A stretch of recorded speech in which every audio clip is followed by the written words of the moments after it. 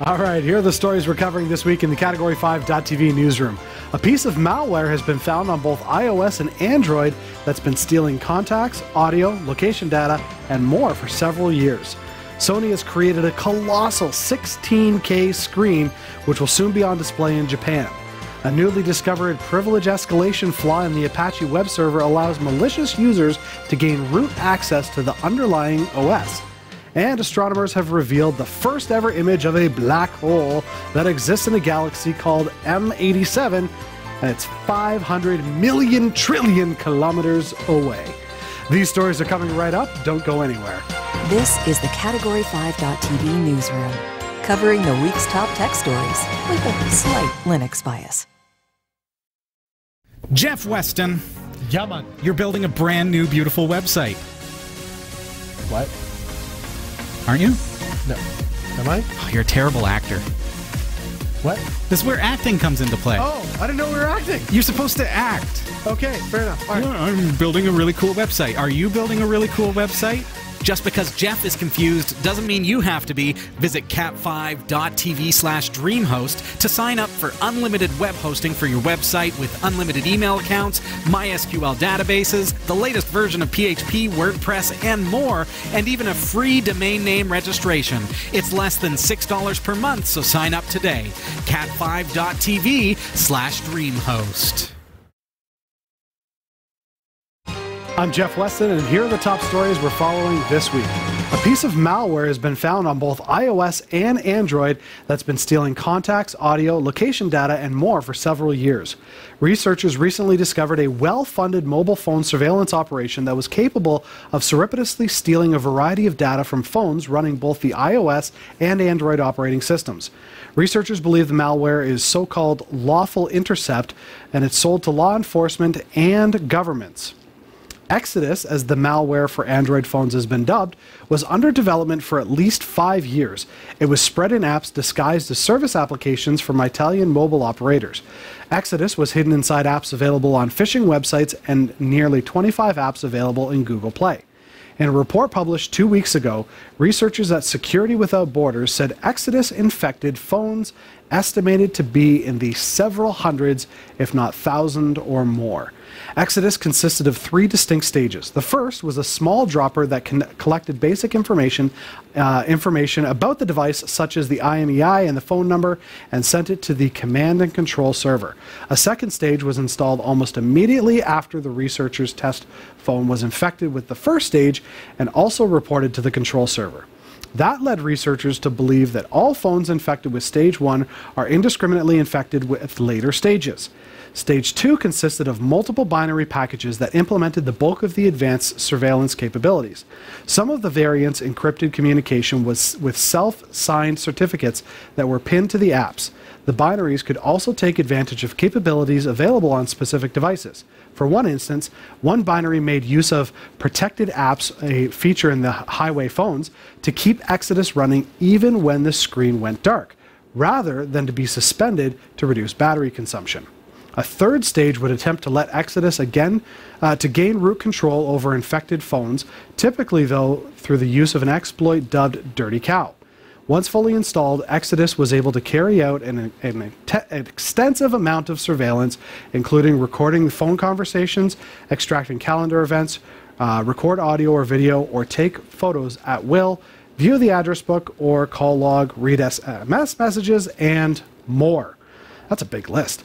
The researchers say that their analysis of Exodus led to this discovery of servers that, in addition to Exodus, hosted an iOS version of the malware. The iPhone surveillance malware was distributed on phishing sites that masqueraded as mobile carriers.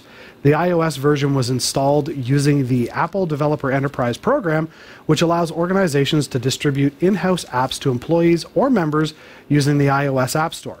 The apps masqueraded as mobile carrier assistance apps that instructed users to keep the app installed on their device and stay under Wi-Fi coverage to be contacted by one of our operators. It's not clear how many phones were infected by the iOS apps. The iOS variant isn't as sophisticated as Exodus. Unlike Exodus, the iOS version wasn't observed to use exploits. Instead, it relied on documented programming interfaces. It was nonetheless able to exfiltrate a variety of sensitive data. The researchers reported their findings to Apple, who swiftly revoked the enterprise certificate. The revocation was what has an effect of preventing the apps from being installed on the new iPhones and stopping them from running on infected devices. Similarly, when they reported their findings to Google, the infected apps were removed from Google Play. This is scary stuff. Yeah, the fact that it lasted for so long before being caught. Well, and where is it from? I mean, the bottom yeah. line is, like, what is this surveillance app? Is it Right. You mentioned that this is a product that can be sold to governments, for example, or who knows what this use case is. Now, at least they said it was only found on hundreds, possibly a couple thousand phones. So it wasn't like it was a mass spread, but that's where they knew Even it to still, be. that it exists. I think it just points out the fact that, okay, these types of exploits can exist. So if, and I use the government example, if a government was to want to surveil a certain group, then could they not use this technology in order to do it? Yeah. Really goes to show the difference between iOS and Android as well, as far as the sophistication in their capabilities as a company to lock down their devices. Whether you like that or not, I don't particularly like the Apple's abilities. Right. But at the same time, in a case like this, the fact that a lot of people may have this exploit and not hear the news story. Yes. Those people, if they're on iOS, are safe because it will not load on their phone anymore. Right. Those people on Android, All they did was delete it from the store. it can't install it now, but if it's already installed, it's still running. It's still listening to their conversations. So it really shows that a huge distinction between the two companies as far as how their control can be used for good. I would hope, though, that both Apple and Android would contact whoever they think has accessed this app to say, you might want to get rid of this. Or The people, like the users? Yeah, because I mean, if I download Again, something, who knows though? Like this could be used. If I download an app through, say, the Google Play Store on my phone, then there's a record of that. So then I should be able to be contacted through my Google account to say, you've downloaded this app, you need to uninstall it because there's a vulnerability to it. So I would think there should be some sort of check and balance communication system, but maybe not.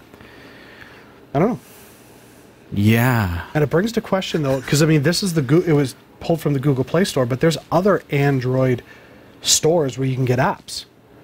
And so it makes me wonder, was it pulled from them as well? Or was it just the Google Play? So yeah, and I just can't help but think of, as you're speaking about this, the case where the FBI was trying to get Apple to unlock an iPhone. Oh, right. Like, and so I just think about that, and I think, okay, so they're a legitimate entity trying to get access to. Well, what if legitimate government entities are using this type of, like, think of the NSA and the exploits in Eternal Blue on Microsoft Windows 10. Right. This is something that came with, if you upgraded to Windows 10 when it was first released, you had an NSA exploit in your computer. Nothing's free, just so you know. So of course, when Eternal Blue was discovered, it was patched against and blocked, but up until then, everybody was susceptible. So could it, if governments are using this as ways, and I only use that example because it just strikes me as this seems bigger than just some malware company, not in size, but in capability. Yeah. Like something that is funded by something larger than just a hacker group. Right. Yeah, especially because it was funded for the last 5 years. Yeah. So, and it would have taken a massive amount of funding to do. Yeah. Very interesting story nonetheless. All right. Sony has created a colossal 16K screen, which will soon be on display in Japan. Sony's display contains 16 times as many pixels as 4K television and 64 times as many as a regular 1080p high-definition TV, meaning it can show images in far more detail than normal. This will let viewers stand close to the unit, which is larger than a bus, without its image looking blurred. One expert said it would take likely decades for 16K tech to filter down to consumer products. The 63-foot long by 17-foot high screen is currently being installed at a new research center that is built for Japanese cosmetics group Shiseido in the city of Yokohama, south of Tokyo. It's so large that it's going to stretch between the first and second floors. Now, Sony had previously designed a separate 16K display that went on show at Tokyo's Haneda Airport in 2014, but that looked like it was made up of dozens of smaller screens rather than presenting a single seamless picture. Now, the new supersized installation has in fact been created over several modular panels, but because they don't have bezels, they can fit together without any visible gaps to create the impression of being a single screen. Now, Sony calls the technology Crystal LED, which is its brand name for micro LED display tech. Samsung is also experimenting with the format. For now, Sony is pitching a range of smaller, low-resolution Crystal LED displays for use in office lobbies, car showrooms, cinemas, and theme parks. Since little 16K footage exists elsewhere, the firm has produced its own film for Shiseido showing life-size animal wildlife. The development was announced by Sony at the National Association of Broadcasters trade show, which is being held in Las Vegas this week. This is pretty cool. But Category 5 TV now in 16K. right? Like, I mean, we're used to 4K, so to think 16K. I'm used to 1080p. Well, fair enough. And it looks great. But like 16K, that's mind-blowing. I think that the technology, Jeff, has such a potential for... yeah. Okay, first of all, yes, it's panels. Okay? But So who they're cares? bezel-less panels. No, who cares? I mean, they've made it so that it is absolutely seamless. So, Right. yeah, you can take two panels and butt them up against each other, and it's seamless as long as they're flush, right? Right. They're going to be mounted that way. So now these are portable, presumably. So, you know, you've got panels that can now be shipped in a spaceship. Just saying. So, Okay, so you're talking like space advertising? no, I'm talking, well, that's cool. Billboard in space on the moon. Our first ever billboard on the moon. I wonder what it would cost to get Here Category at 5. Joe's Diner. There you go. How long are you staying? 2 weeks. Okay, so take these panels Yep. to Mars, Okay. build them into your home. So you've got a panel that is 17 feet high. Yeah. Okay, like a normal ceiling. Here, our ceilings are quite high at 10 feet. 17 feet high. Now, make that so that it is a natural landscape of Earth. And now, all of a sudden, we're doing away... And it's 16K. So I can walk up to it, and it's like looking out a window. I would rather just stay on Earth. But for those who don't, for those who go to Mars... Yeah, fair enough. Like Yes. to have that capability to be able to basically be looking outside from their living room, if you will. I mean, eventually Right. we're going to get there. And when we do, won't it be amazing to see more than just the dust clouds? Well, that's true. But they're portable panels. You know, what I... Obviously, it's going to hit advertising first. Guaranteed. Yes, for sure. But I'm thinking, like, I mean, in the news story, you talked about theaters. Like, imagine Oh, doing yeah. away with projection at theaters and having this massive panel that's 16K. I mean, like, it would change the theater experience. Everything is digital now, so... Right? Yeah, it'll be neat to hear about the specifications as far as, like ghosting, for example. Is that still a thing with this? Is refresh rates? You know, what kind of refresh rates are we looking at? How many hertz is it flowing at? And There's how the many power frames per consumption. second? Yeah. Well, yeah, but it's going to be low comparatively to a TV. Well, I mean, things are we're progressively getting that way. Yeah, I don't but know. still, it's, you know, what I love about tech is that some things just get bigger and bigger, other things get smaller and smaller. Isn't that weird? But it's interesting. It's like, well, this is the thing we're going to go bigger with. Yeah.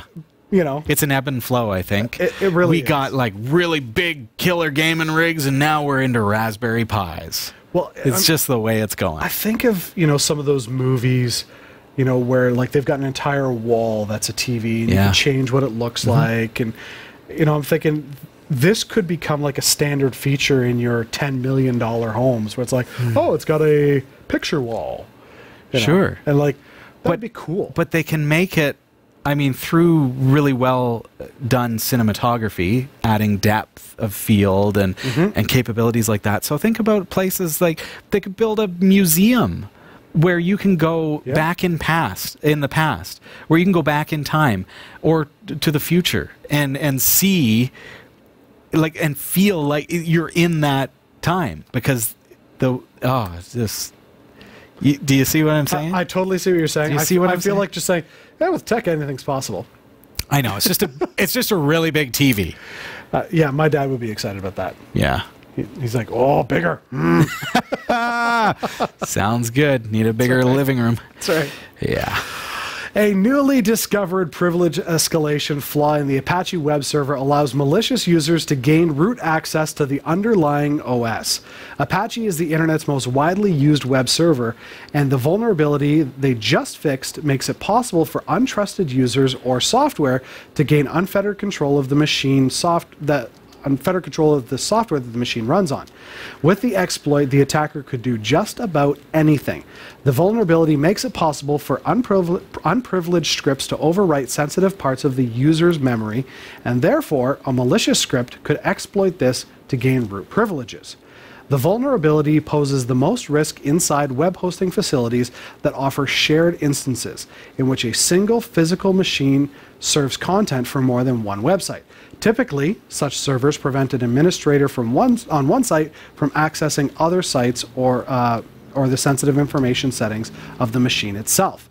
If one of the users successfully exploits the vulnerability, they gain full access to the server, just like the administrator at the web host. Another risk is that this vulnerability allows other vulnerabilities to also gain root. An issue that previously had limited permissions would be able to be executed as root, allowing it to do absolutely anything with the server. The vulnerability affects only Apache version 2.4.17 to 2.4.38 when running on Unix-like systems, and it's estimated that around 2 million servers are affected. People who rely on Apache, particularly customers of hosts that provide shared instances, should ensure that they're running version 2.4.3.9. 2.4.39. And I think this affects people who use shared hosting greatly. Yeah. So if you are on Linode or Amazon AWS who are susceptible to this, you need to make sure that you're running 2.4.39. Yeah, well, I mean, I think of how many people have transitioned like their businesses and everything to the cloud. Yeah. And how many... How do you know who else is on that server? Right. Yeah. So how many other server or like companies could be on that one particular server? And if they haven't fixed this vulnerability, like your cloud is now raining on everybody's parade. Ba-dum-ba. You only get that kind of comedy here, folks. Yeah.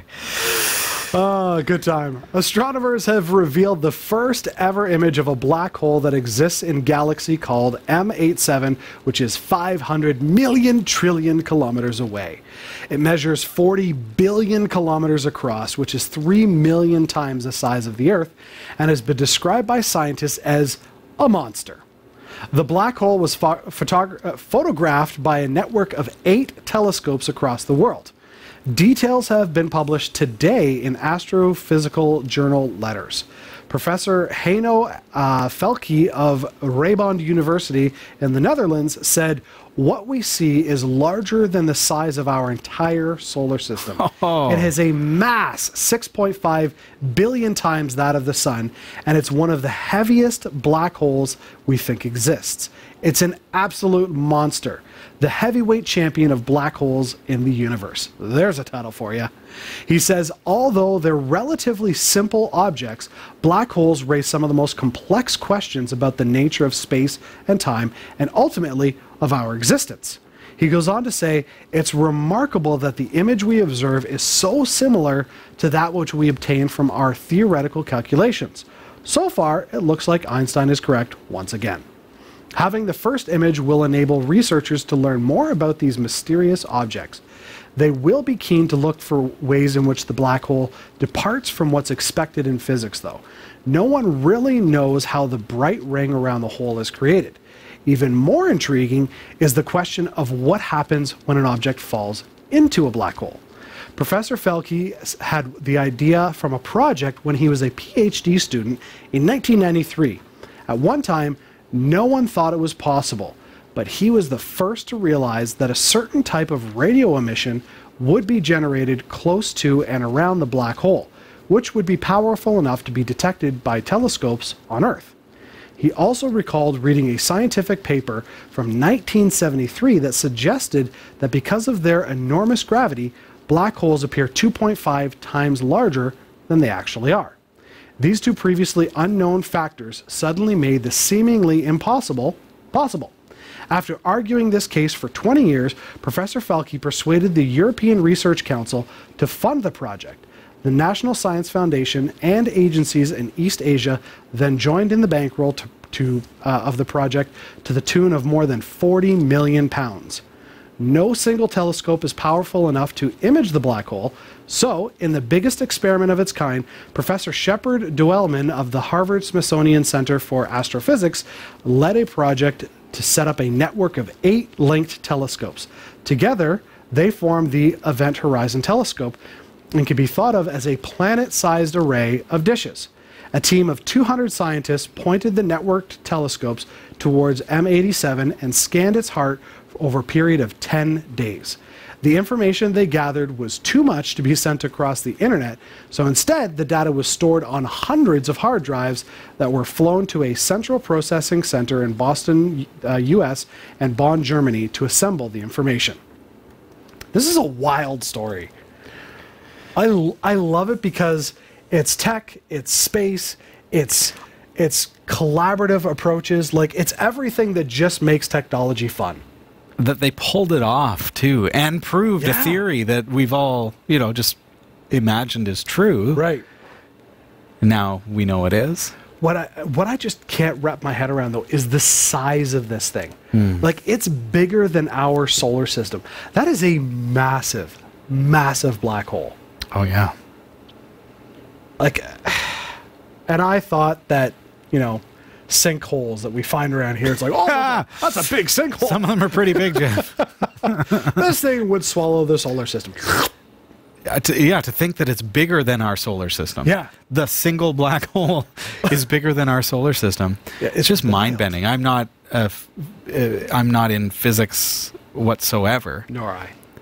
Let alone like theoretical physics, and wow, like it just blows my mind. I can't get my head around it, but being a fan of sci-fi and being into technology and seeing how they're using technology to discover these kinds of things and capture them, and be able to process. I mean, they're talking about the capabilities that they have to create algorithms that will now take this imaging data and make it clearer so that it's not quite as fuzzy as the image that we saw today. Which is wild. Yeah. And it's all from radio transmissions. That's nuts. It's crazy. It's incredible. That's what it is. It's so much fun. I want to take a quick look at our cryptocurrency market, how things look this week. So according to CoinGecko, this is what the crypto market looked like as of 1800 hours Eastern Time on Wednesday, April 10th, 2019. Bitcoin gained 37.59 US dollars. It's at 5,270.61 US dollars, aka 61 cents. I can say it however I like. Litecoin is at 83.35 US dollars. Ethereum is at 175.08, losing just $1.46. Monero is at 69.97, staying pretty static this week. And looking at the little guys, Stellite is at 1.62 ten-thousandths of a cent, and our guys, TurtleCoin, are down 0.07 ten-thousandths of a cent, hovering at 1.64 ten-thousandths of a cent this week. Remember, the cryptocurrency market never closes and is always volatile. Big thanks to Roy W. Nash and our community viewers for submitting stories to us this week. Thanks for watching the Category 5.tv newsroom. Don't forget to like and subscribe for all your tech news with a slight Linux bias. And for more free content, be sure to check out our website. From the Category 5.tv newsroom, I'm Jeff Weston. And I'm Robbie Ferguson.